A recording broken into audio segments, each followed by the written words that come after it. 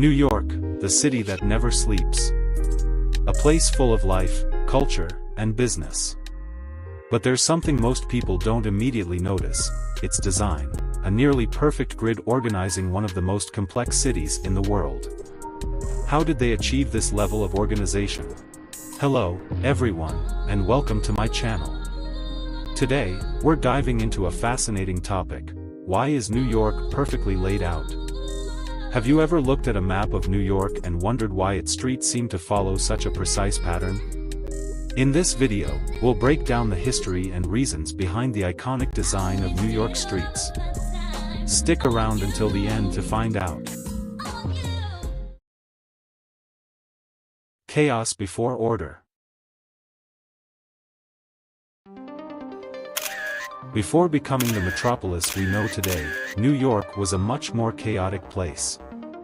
In the early 19th century, the city was just beginning to grow. The streets didn't follow any defined pattern. Paths wound aimlessly through hills, rivers, and even swamps.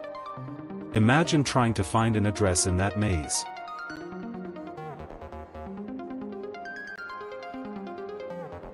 At the time, New York City was a disorganized puzzle. Streets followed ancient trails created by animals, indigenous communities, and Dutch settlers. These paths weren't designed to handle the explosive growth the city was experiencing as it became a major commercial hub. Additionally, the lack of organization made trade and transportation difficult. It wasn't uncommon for carts to get stuck in swampy terrain or for ships to struggle unloading goods due to inadequate infrastructure. The Commissioner's Plan of 1811. Enter the famous Commissioner's Plan of 1811. This groundbreaking proposal introduced a simple, functional grid that would cover nearly all of Manhattan, from 14th Street to 155th Street. The goal was to impose order amid the chaos and prepare the city for future growth. But who was behind this plan? The masterminds were Gouverneur Morris, John Rutherford, and Simeon DeWitt, a group of commissioners appointed by the state of New York. Their task was to design a system that balanced functionality with long-term growth potential. The grid was designed to maximize space utilization. The uniform blocks measured approximately 200 feet long and were separated by streets 60 feet wide. The avenues, which were wider at 100 feet, were intended to handle heavier traffic. However, the plan wasn't without criticism. Some thought it was too pragmatic.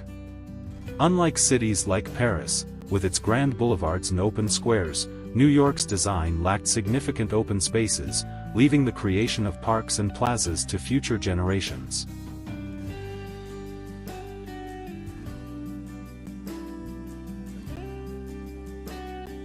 One of the most debated features was the inclusion of Broadway, an old trade route that cuts diagonally across the grid. While it disrupted the plan's perfect symmetry, Broadway remained because of its historical and commercial importance. The challenges of the terrain. Implementing the plan wasn't easy. Manhattan was far from flat. It was filled with hills, rocky outcrops, swamps, and streams, making development a monumental challenge.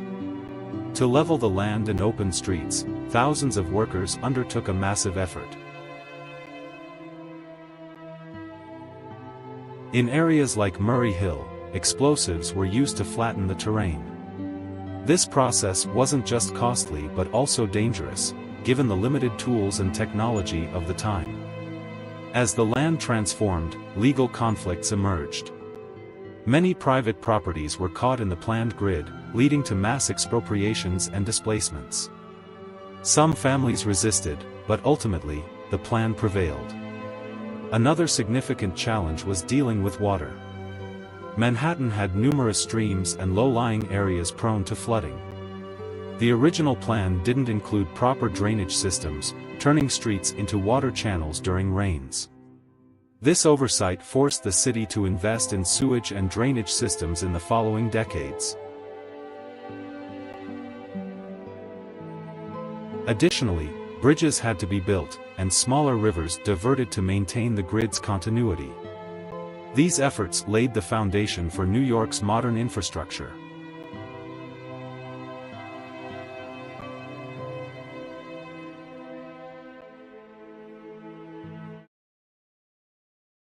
The impact of the design.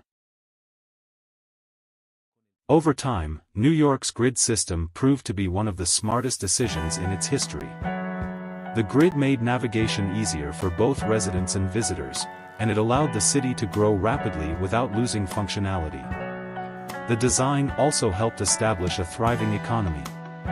With straight streets and wide avenues, merchants and entrepreneurs found an ideal environment to set up businesses.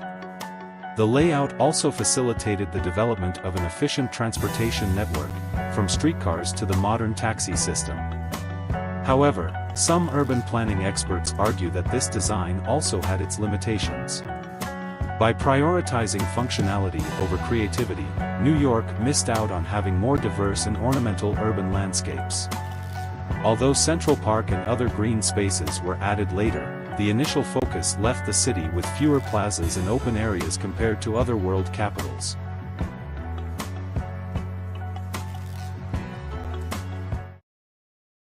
Design curiosities. Before wrapping up, here are some fun facts about New York's layout. Fifth Avenue. It serves as the dividing line between East and West Manhattan. That's why you see addresses like East 23rd Street or West 23rd Street. Blocks and miles. Every 20 blocks heading north is roughly equivalent to a mile, a handy tip for measuring distances on foot or by bike. Broadway, one of the few streets that disrupts the grid. Its diagonal route is a reminder of old Native American and Dutch paths. Central Park, although not part of the original plan, it was added in 1853 in response to criticism about the lack of green spaces. Today, it's one of the most famous urban parks in the world. Conclusion. New York's layout isn't just an example of engineering and urban planning, it's also a testament to how a well-executed vision can transform a place. So, next time you walk its streets, remember you're treading on the result of one of history's most ambitious urban plans. If you enjoyed this video, don't forget to like, subscribe, and share it. What other aspects of New York would you like us to explore? Leave your suggestions in the comments. See you next time.